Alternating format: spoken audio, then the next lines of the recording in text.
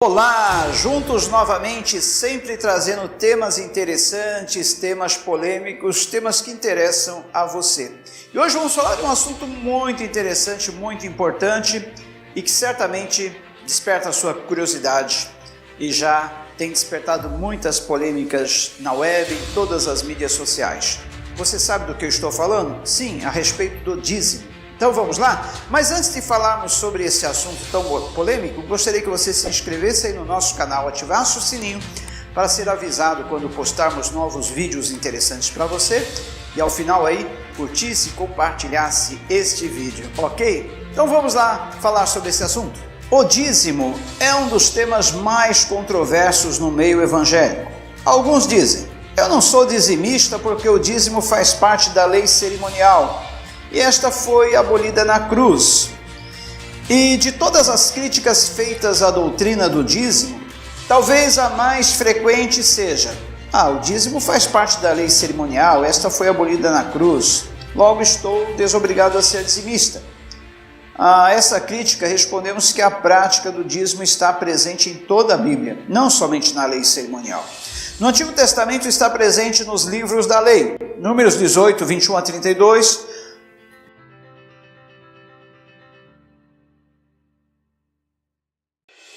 nos livros históricos, como Neemias 13, 10 a 14. Nos livros poéticos também, conforme Provérbios 3, 9 e 10. E também nos livros proféticos, Malaquias 3, 8 a 12. No Novo Testamento está presente tanto nos Evangelhos, Mateus 23, 23, como nas Epístolas, como é o caso em Hebreus 7, 1 a 19,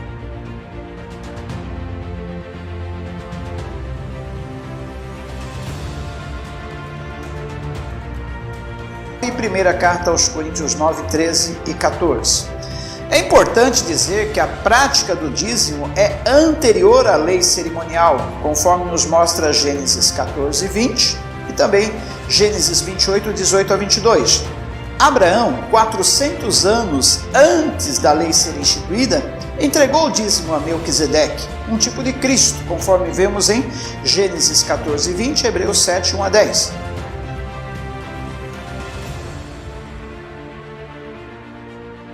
O dízimo foi incluído na lei, pois foi a maneira de Deus prover o sustento da tribo de Levi ou aqueles que trabalhavam no ministério, conforme Levíticos 27, 30 a 33, Números 18, 21 a 32,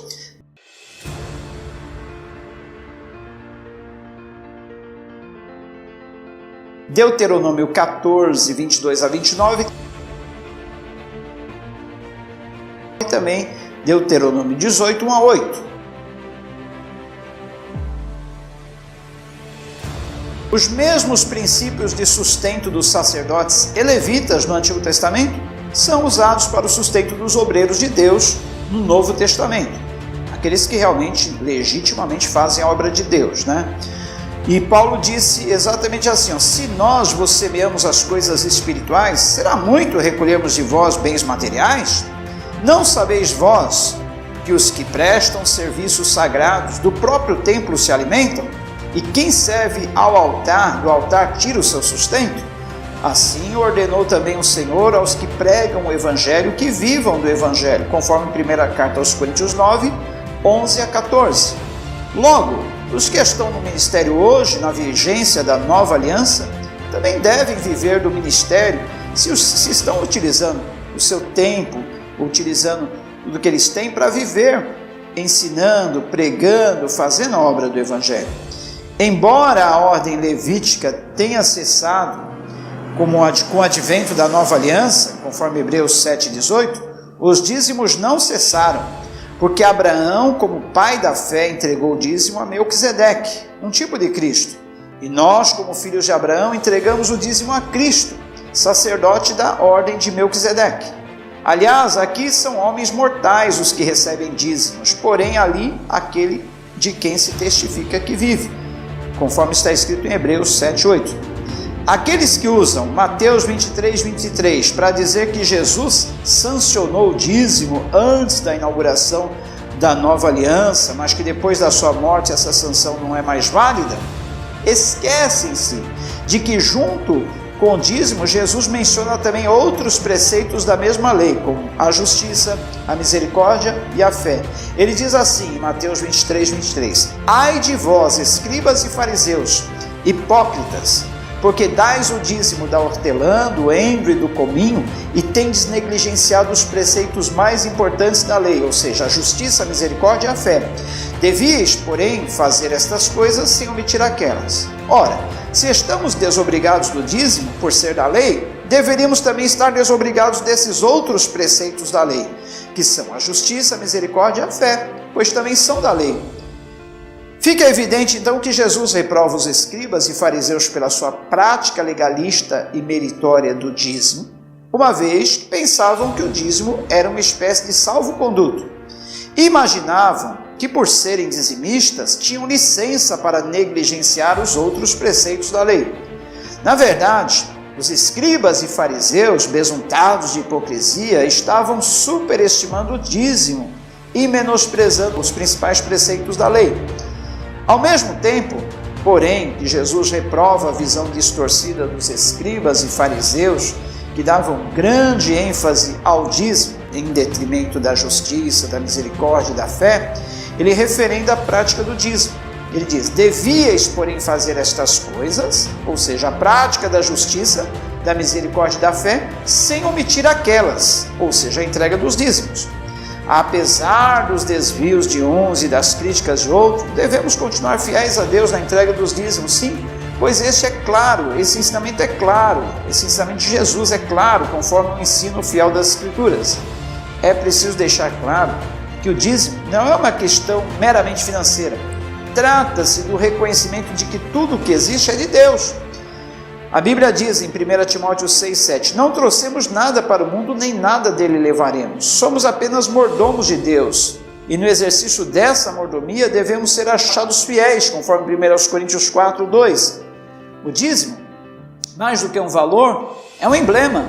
É um sinal de fidelidade a Deus e confiança na sua providência. A entrega dos dízimos é uma ordenança divina. Não temos licença para retê-lo, subtraí-lo, nem administrá-lo, conforme Malaquias 3:8-10. Eu não sou dizimista porque hoje a contribuição cristã deve ser voluntária e não imposta como dízimo. Essa é uma outra desculpa que muitos dão. Não sou dizimista porque hoje a contribuição cristã deve ser voluntária, não imposta, como dizem. Alguns pregadores defendem que temos duas contribuições na palavra de Deus, uma compulsória e outra voluntária. A contribuição para o governo é sempre compulsória, mas a contribuição para Deus é sempre voluntária. Será? Jesus disse: Dai, pois, a César o que é de César e a Deus o que é de Deus. Está escrito em Mateus 22:21. Onde está a diferença entre a contribuição a César e a Deus? Ambas são compulsórias. Quando entregamos o dízimo a Deus, estamos adorando-o por sua fidelidade. E quando pagamos tributo ao governo, estamos dando a ele o que lhe é de direito, conforme Romanos 13:7.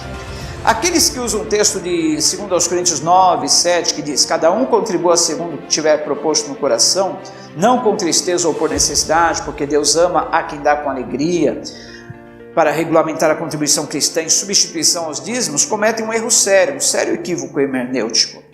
Aqueles que dizem: olha, eu não dou a contribuição do dízimo porque a contribuição tem que ser voluntária, cada um contribuindo conforme tiver proposto no coração. Será que é isso? Não. Paulo não estava tratando de dízimo aqui, mas de uma oferta especial levantada para atender aos pobres na Judéia. Essa sim deveria ser uma contribuição voluntária, dada conforme cada um sentisse no coração, conforme Gálatas 2:10, 1 Coríntios 16:1, 2 Coríntios 8:1-5 e 9:1. Uma oferta que seria feita e depois cessada. Então ele não está falando, na segunda carta aos Coríntios 9:7, ele não está falando dos dízimos, e sim da contribuição para aquelas pessoas necessitadas, uma oferta especial que era levantada para atender os pobres da Judéia. Essa sim deveria ser segundo cada um tivesse proposto no seu coração. E é bem verdade que os princípios ali colocados são permanentes, de forma alguma estão em contradição com o dízimo, pois fala de individualidade, de sistematicidade, de proporcionalidade. Nenhum teólogo, pastor ou igreja, ou até concílio, tem autoridade ou competência para desautorizar uma ordem divina. Os dízimos e as ofertas não deixaram de vigorar, porque este ou aquele líder religioso escreveu uma tese de doutorado contra eles, e está ensinando que essa prática foi prescrita. Seja Deus verdadeiro e mentiroso todo homem, seca-se a erva e cai a sua flor, mas a palavra de nosso Deus permanece eternamente, conforme diz Isaías 48. A verdade de Deus não deixa de ser verdade porque é negada por uns e distorcida por outros. Tá? Alguns dizem, olha, eu não sou dizimista porque o apóstolo Paulo não orientou as igrejas a entregar os dízimos, mas orientou-os à oferta. Paulo não usou a palavra dízimo em suas epístolas, mas ensinou o seu princípio, quando diz que os obreiros no Novo Testamento devem ser sustentados da mesma forma que os levitas eram sustentados no Antigo Testamento. Primeira carta aos Coríntios 9, 1-14.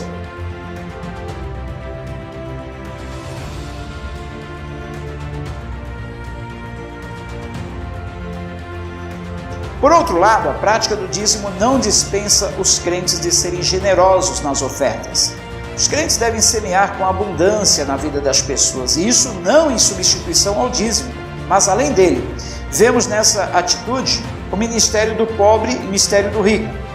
Quem tem mais deve repartir com quem tem menos. Os ricos devem ser generosos na prática de boas obras, conforme está escrito na primeira carta a Timóteo 6, 17-18.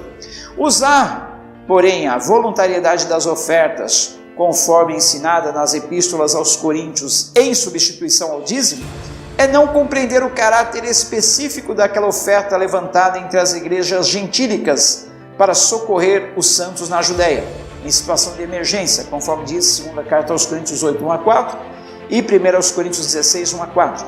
Reafirmamos, portanto, que embora o apóstolo Paulo não tenha usado o termo dízimo em suas epístolas, ensinou os princípios do dízimo.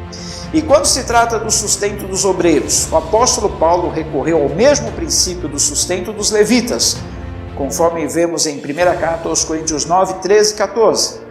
Quando falou das ofertas voluntárias para os pobres da Judéia, ensinou que elas precisam ser pessoais, metódicas e proporcionais. Isso está na primeira carta de Paulo aos Coríntios 16, 1-2. Então, não são esses os mesmos princípios que regulamentam os dízimos? Concluindo, eu quero ainda falar para você que um dos povos mais prósperos da terra, uma das nações ou a nação mais abençoada da terra, eles têm como um dos seus princípios, e não mudam esse princípio, que é o princípio do dízimo. Eles são abençoados, são muito prósperos, e eles cultivam esse princípio do dízimo. São os judeus, o povo de Israel. Será que isso tem realmente alguma coisa a ver? Pensemos nisso. E como um pastor, até hoje eu nunca vi uma pessoa ser fiel nos dízimos e não ser abençoada, não ser uma pessoa próspera. Aí você pode dizer, mas pastor, eu conheço muita gente que dá dízimo e não é rica. Eu não estou falando que prosperidade seja riqueza. Nós estamos sim dizendo que prosperidade é a pessoa viver bem com aquilo que ela ganha, com aquilo que ela tem, sem necessidade de tomar empréstimo, sem necessidade de pedir para esse ou para aquele, sem necessidades, sem falta alguma na sua providência, na sua provisão. Essa pessoa tem aquilo que lhe basta para o seu sustento. Então, nesses 30 anos de ministério, eu nunca vi uma pessoa, um crente fiel dizimista, estar na condição de uma pessoa necessitada, de uma pessoa que não tenha o básico para a sua sobrevivência, uma pessoa que não tenha todas as condições de vida, falando assim de uma forma bem generosa. Então, eu quero incentivar você, se você é um cristão e abandonou essa prática por causa de tantos comentários, tantos artigos, matérias que você ouve aí nas redes sociais, pense bem, medite bem nesses princípios. Saiba, uma coisa que eu aprendi na minha vida, desde os meus primeiros tempos de cristão, nunca deixei de dizimar, porque uma vez eu aprendi o seguinte, que ninguém é mais generoso do que Deus. Ninguém pode ser mais generoso do que Deus, porque quanto mais nós somos generosos, mais Deus é para conosco. Deus assim abençoe a tua vida. Se você gostou desse vídeo e achou útil essas informações, compartilhe com outras pessoas e se inscreva no nosso canal ativando o sininho para receber notificações todas as vezes que postarmos algum vídeo útil para você. Deus te abençoe.